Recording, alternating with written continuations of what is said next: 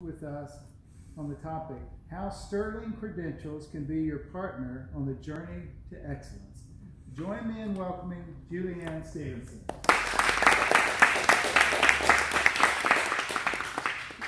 So just for context, you all are from the EMS industry, probably instructors, okay? You know the call. It's the one you never talk about. The one when people ask you what's the worst thing you've ever seen, comes right to your mind, but you refuse to speak of it. I'm gonna tell you about mine. I was watching a movie, interestingly, Bringing Out the Dead, if any of you are familiar with it, with my crew.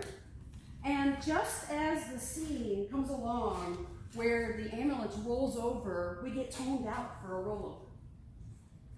A young man, 19 years old, younger than me.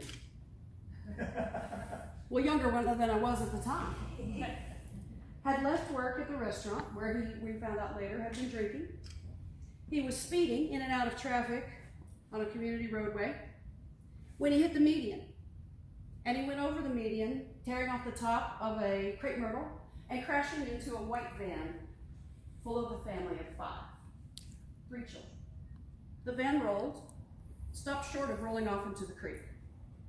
This was a mutual aid call. We had several agencies responding, Life Flight, 2 of them. I had the guy that caused the accident. He was in full arrest.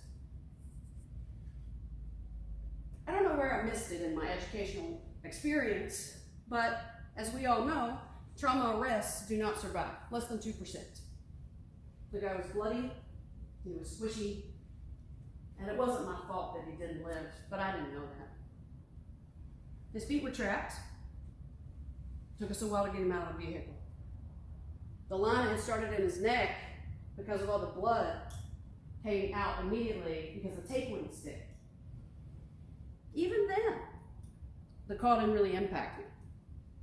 We took him to the hospital. They immediately ceased efforts. He was declared dead. We cleaned up the unit. We headed back to the station. Still, the call didn't impact me. When I sat down to write the call, and I realized what I had not done, or what I had not done in a timely enough manner, what I had failed to consider, this is when this became my critical call. Now that we are instructors, our goal is to prepare and facilitate our students to provide excellent patient care. And as we are all aware, excellence is not a destination, it is a journey. There's a ton of data that we have to collect to prove that our students have in fact completed what we've laid out for them to complete. But our goal is not to collect data, our goal is to get our students ready for that call.